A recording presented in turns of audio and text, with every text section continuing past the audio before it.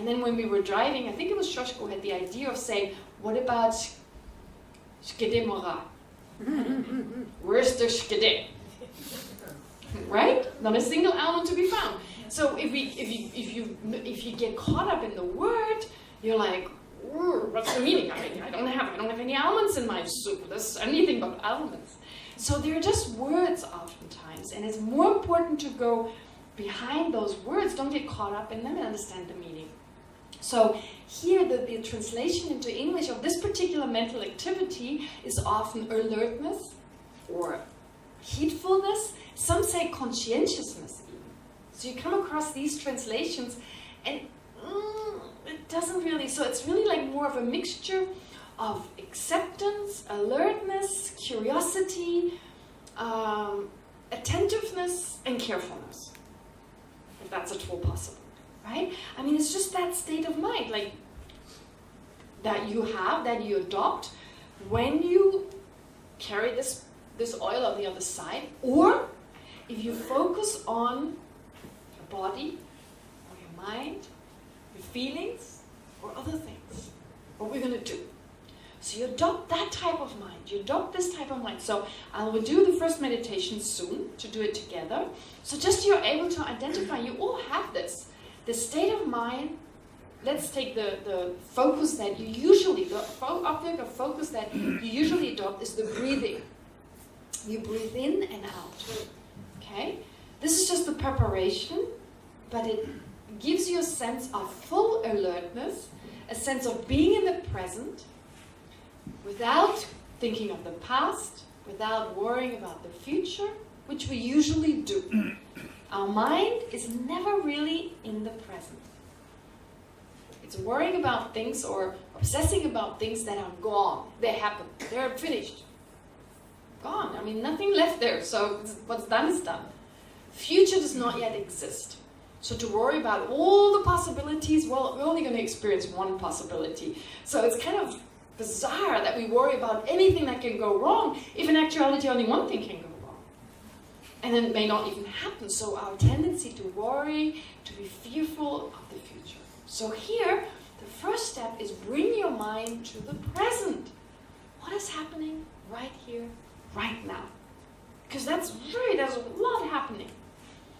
And so, of course, it's overwhelming if you focus on all this from the beginning. So we start with the breathing. We start with the breathing. It calms the mind, it makes the mind focused, and it helps our mind to be focused on the present, because that's what we're doing right now. We're breathing. Okay? So what your alertness does, so this mental function of alertness, you just watch it. You're attentive, you're careful, as in like attentive or alert, curious, and accepting. Okay, so just breathe in, breathe out. What's happening? So that's the first type of mind. The second is called mindfulness. Mindfulness. Mindfulness actually, in the Sanskrit as well as in the Tibetan, in Tibetan it's Tenshe, Tempa, it actually means to remember. So when your alertness, your attentiveness is at work, it's very easy for us to forget what we're trying to focus on because we have the habit to think of the past and the future. So it's that part of the mind that keeps the mind from coming back. Remember, it's the breathing. Oh no, it's not the past, it's not the future, it's not my neighbor snoring or whatever, it's my breathing. Okay? Bring it back again and again and again. All right? So, therefore, you have alertness, attentiveness, that is accepting and curious. And then every now and then, this mental factor, it's right there, waiting to become active, taking you back to the object, taking you back to the object. But that's still not complete. You also need what is called introspection. Introspection, a type of mind that checks, what am I doing right now? Is my mind still focused? Because if you're still focused on the breathing, then you don't need to remind yourself to go back to the breathing. You're doing it right. However, first we need to look at the awareness. Check out the awareness that is watching the breathing. Right? Check it out. See, is it doing its thing? And if we find it's not, well, let's remember to go back. So this is just the technical kind of explanation. Like you have those three functions of the mind, and those three functions need to be activated. Okay? So basically, to explain to you the meditation that we're going to do in a while, it's just simple breathing meditation. Because the practice of mindfulness, which usually describes those three activities, that's fine, you can give the word mindfulness to those three activities. That's also in the Tibetan tradition, the word you use, but in actuality it's three functions. So we start off with mindfulness of the body. Okay, what is the body? Because we have in the 21st century, living in the Western world, we have a very difficult relationship to our body. We're not champions in acceptance, to put it mildly. Okay, and we're not much in touch with our own body. We don't feel our own body as it is here right now, and tensions in the body in particular, we're not aware of them.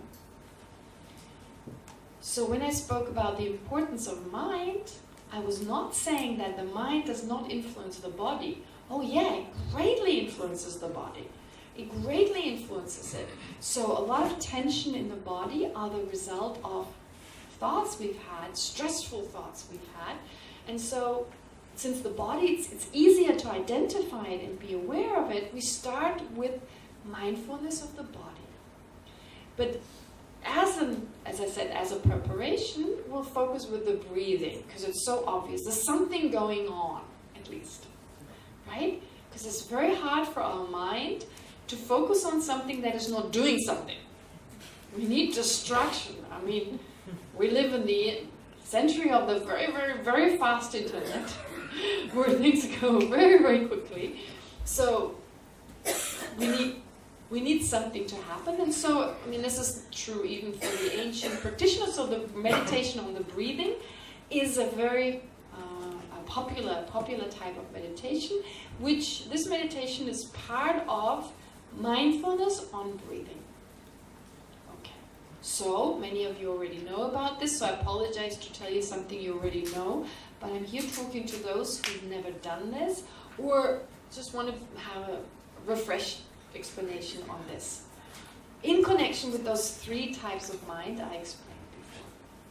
So, basically, to be alert when you breathe in, usually there are sensations in two places. You maybe find even more than those two places, but those two places are mentioned.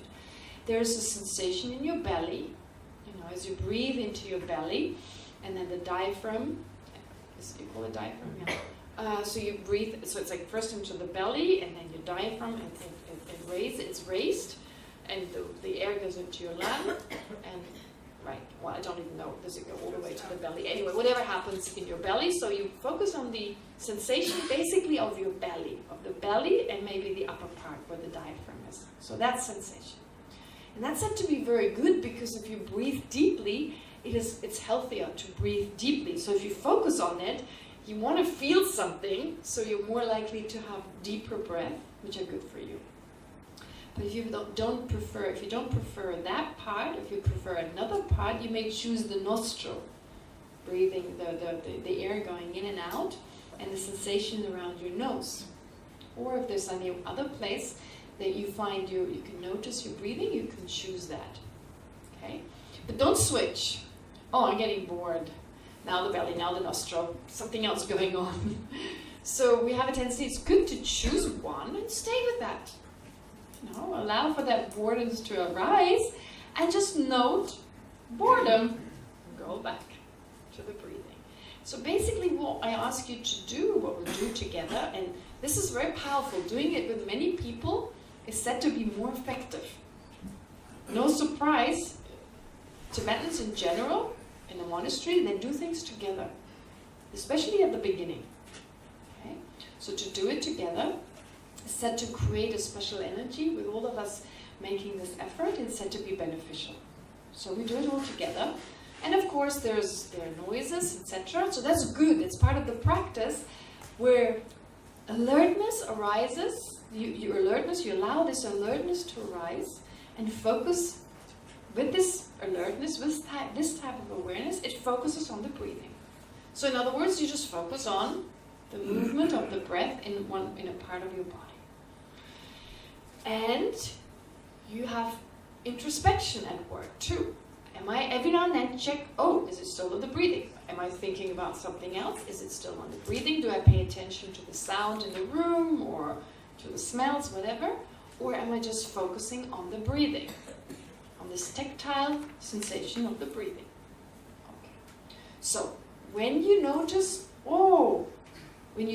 I'm actually thinking of something else, which you can do very quickly. You know, if you have your introspection at work, very quickly I've just been thinking about this morning or whatever. And you will very quickly do that because that's your habit. That's what we are habituated with. So you don't do something that you usually don't do. You'll do something you always do, and you have a strong habit, which is why it's natural. Then, again, very gently, just gently note, thinking. And very gently take your alertness back to the breathing.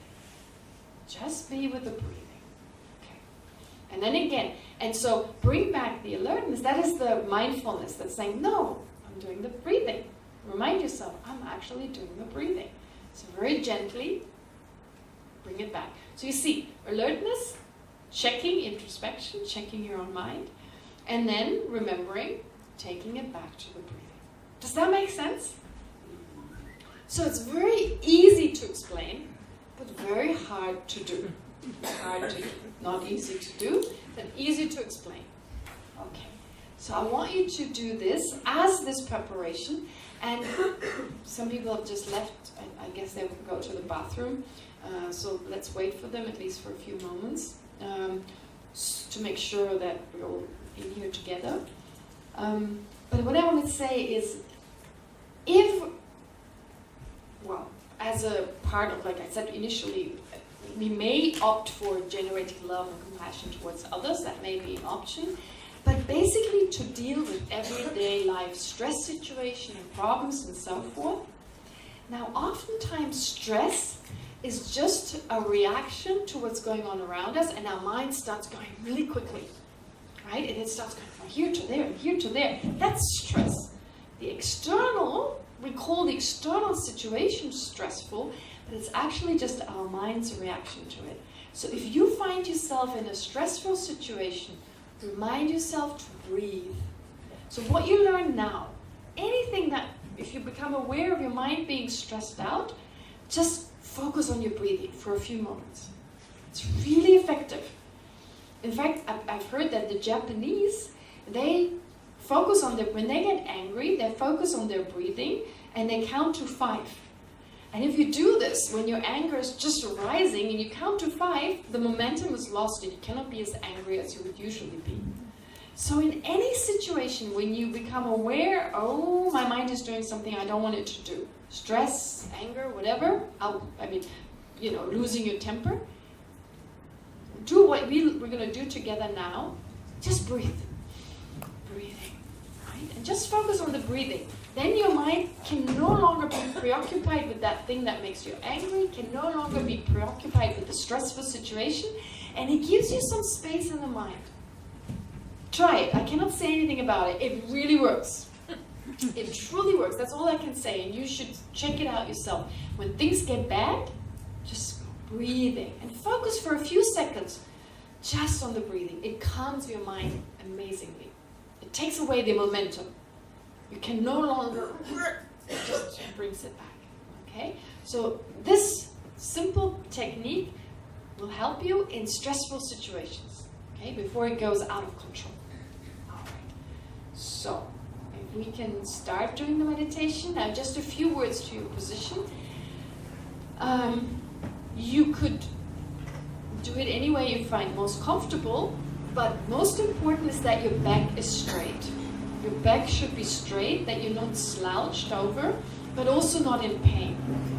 Make sure that your back is not in pain. Yeah, maybe a cushion underneath your behind.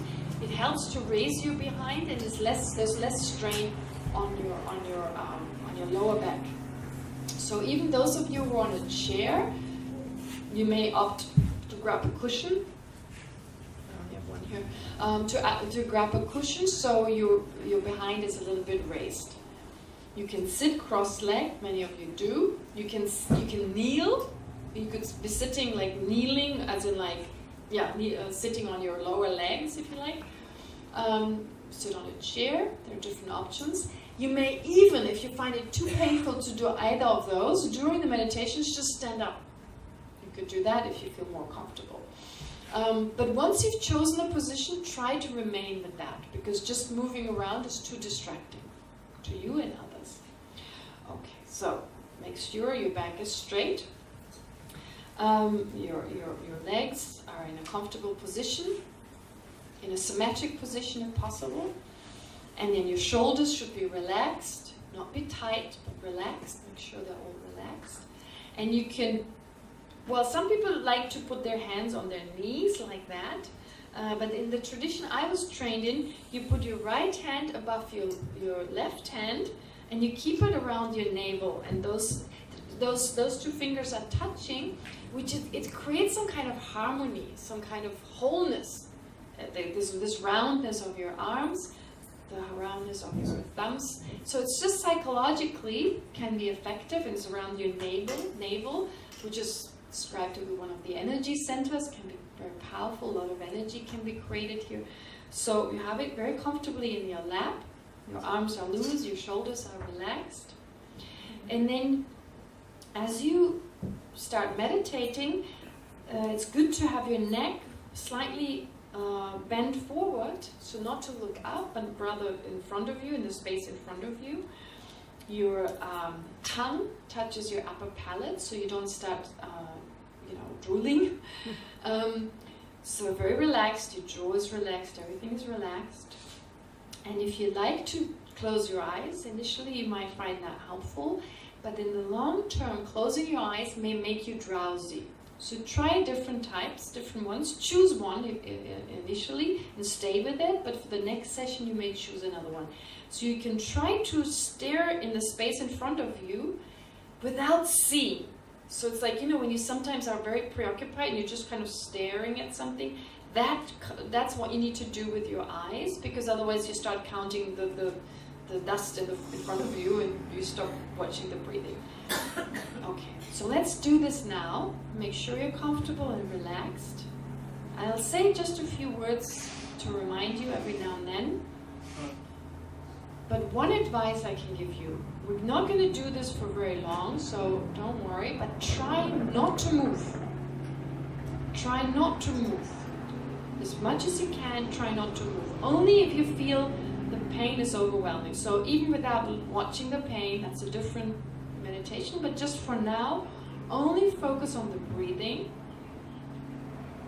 Just focus on the breathing and use your alertness, your introspection, and your remembrance to take you back to the object. So let's all do that together.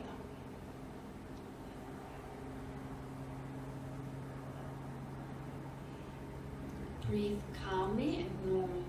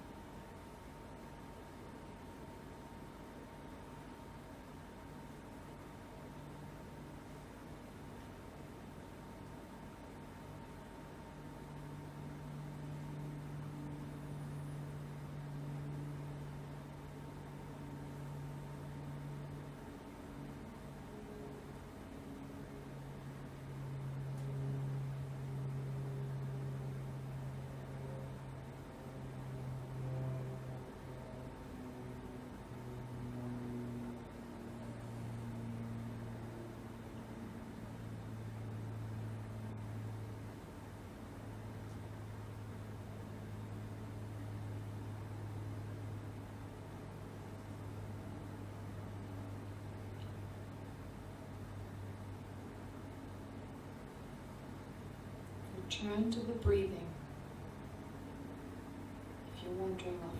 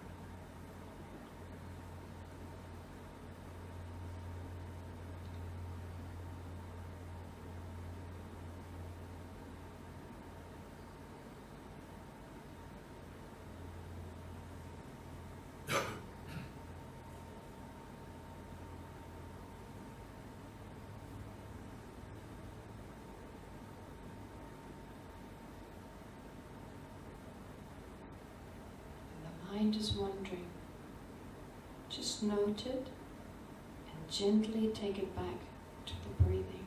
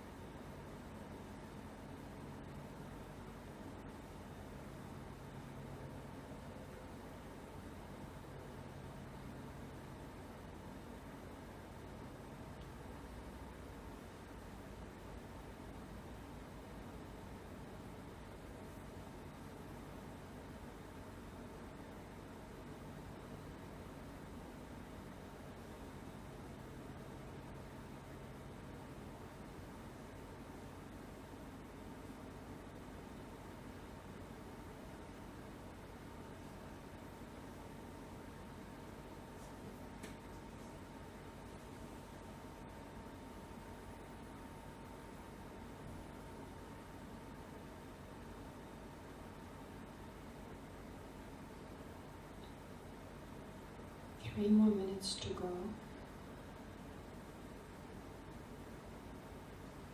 Just keep the mind gently focused on the in and out breath.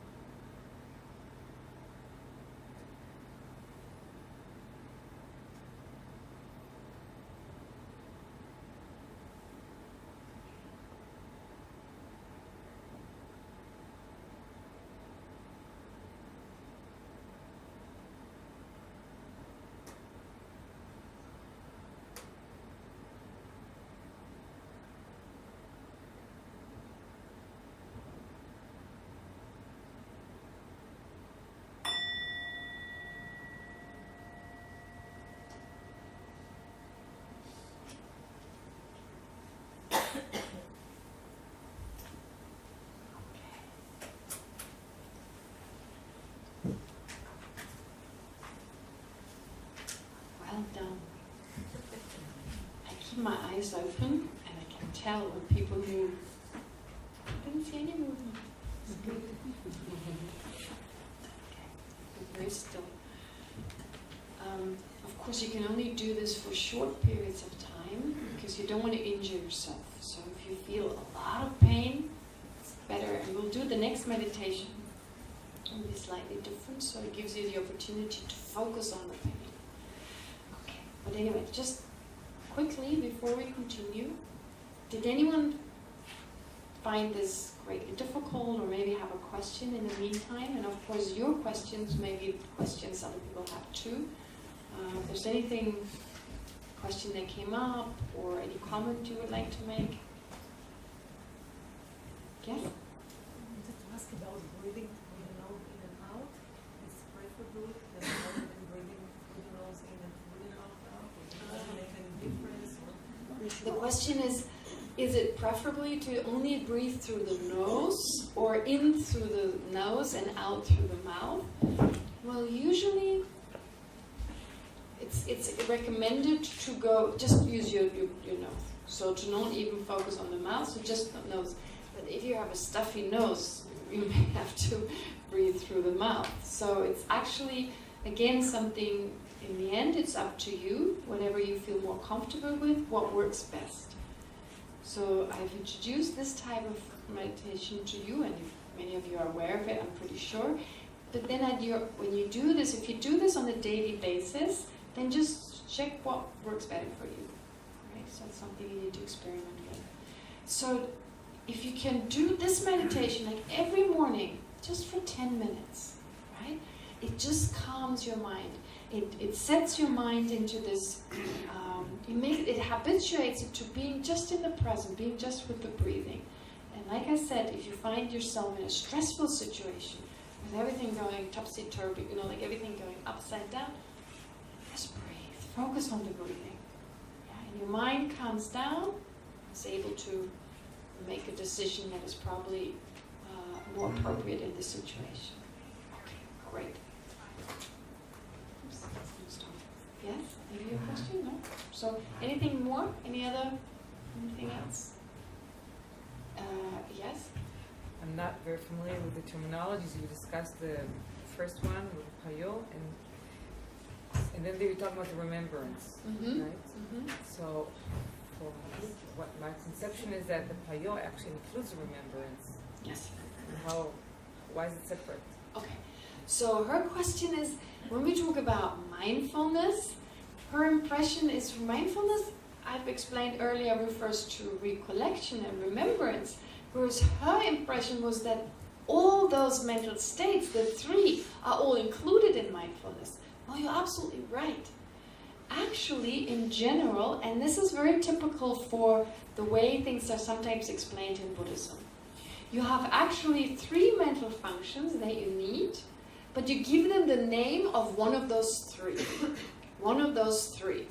So really the remembrance is the most important part, if you like, because our mind is so scattered. It's so scattered, so of course we go off. And since we go off, we need to remind ourselves, it's this, to bring the mind back to the present. But when we say mindfulness as a practice, it includes all of those. So just strictly speaking, each mental function in Buddhism is described separately, is defined. So then we know what to look for to discover those mental factors within us. And that's why you have these separate definitions. But really, the practice of mindfulness here includes all three. And I'm pretty sure you applied all three of them.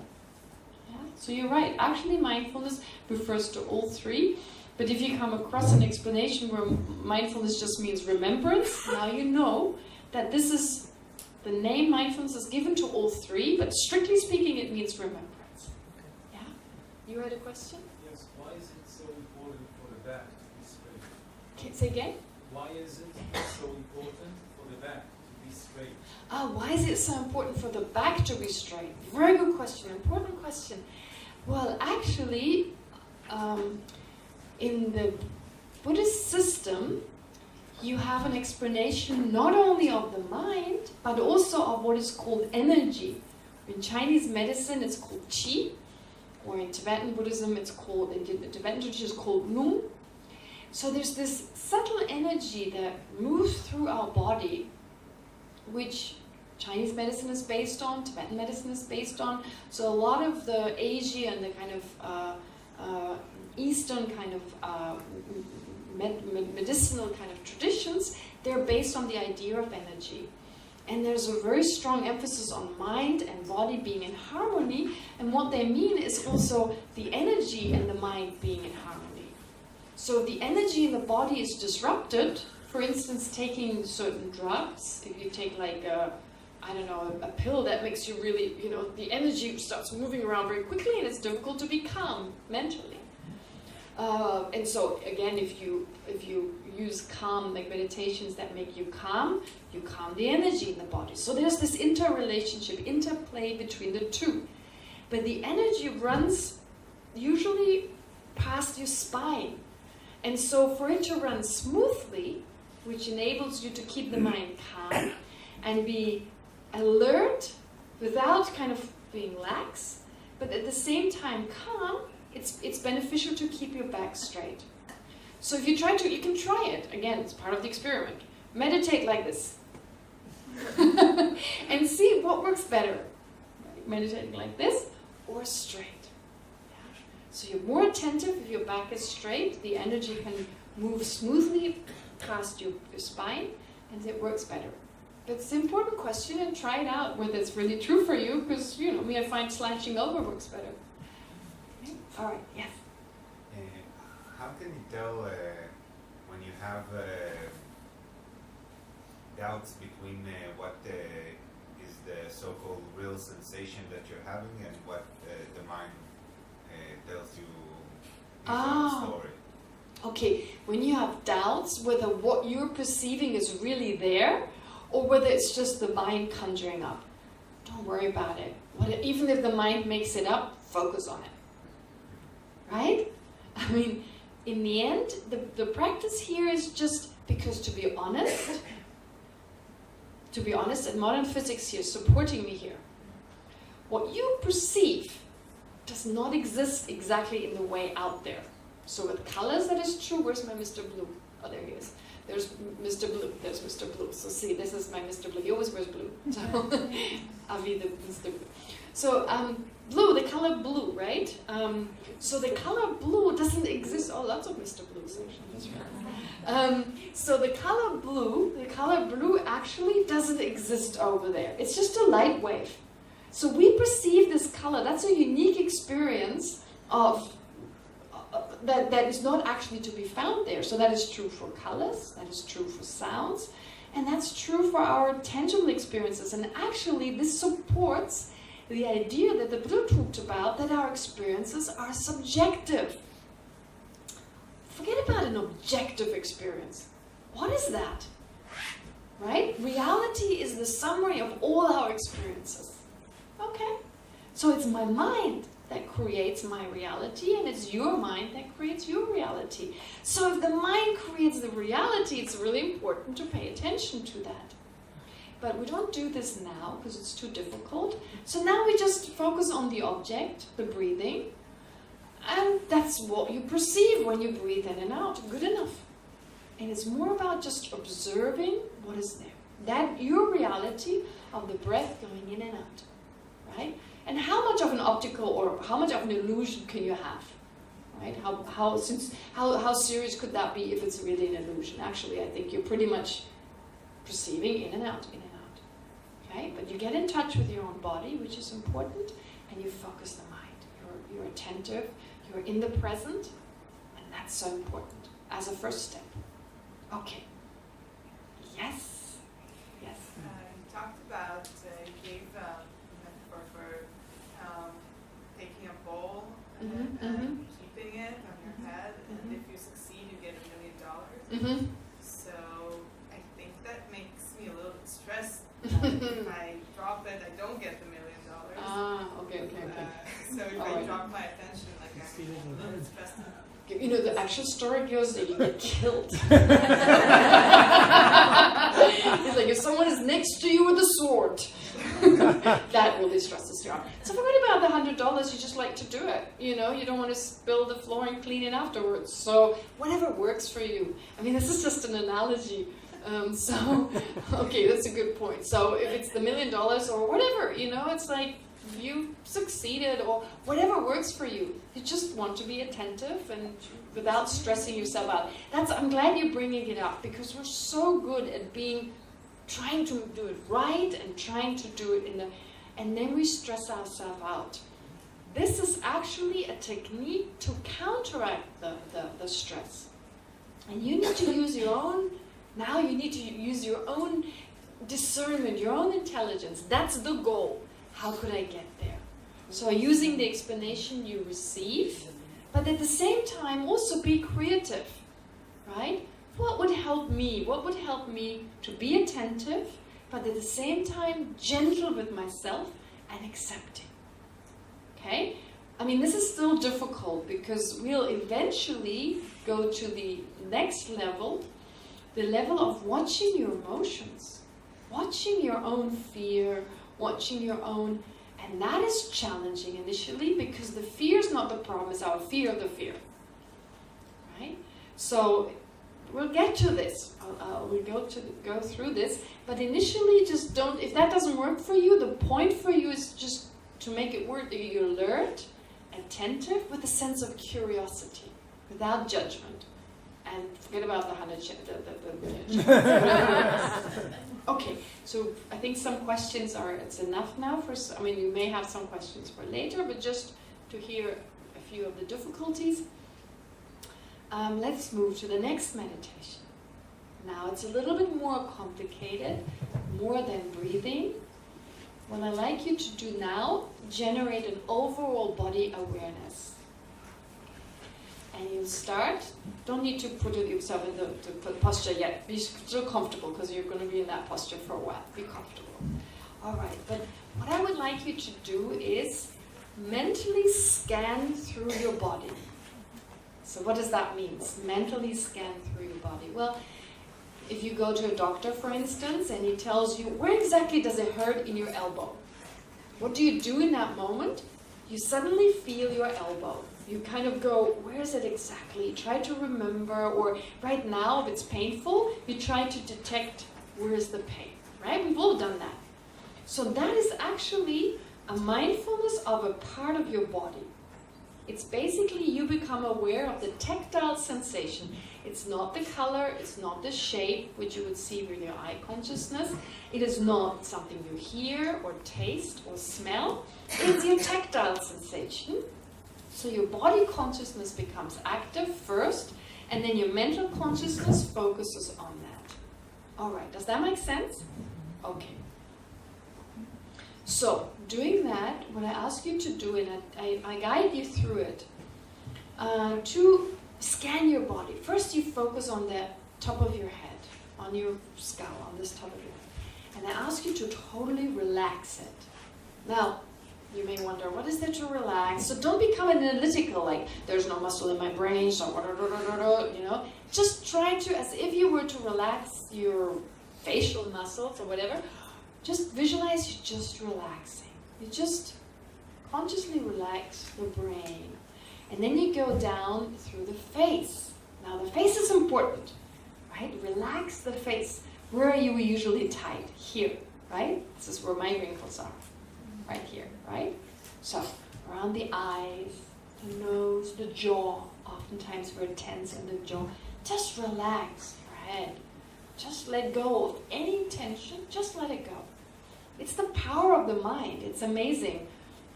Today I heard on the BBC in the morning, I listened to the news, and no, it was not the news, it was something in between. I just happened to catch these 5 minutes. If you exercise and you believe you exercise more than you do, you have the full benefit of that.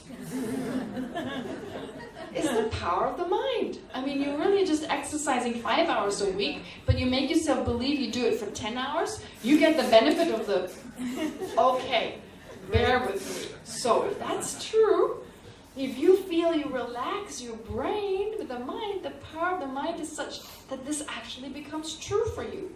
So whether it's a placebo, who cares if it works, right? If it's just a placebo effect, whatever it is. So relax your face, then your neck, and slowly I take you through the entire body, and you just scan it. As if your mind were like a torch, and the parts of your body that you scan light up the parts. That may work for you.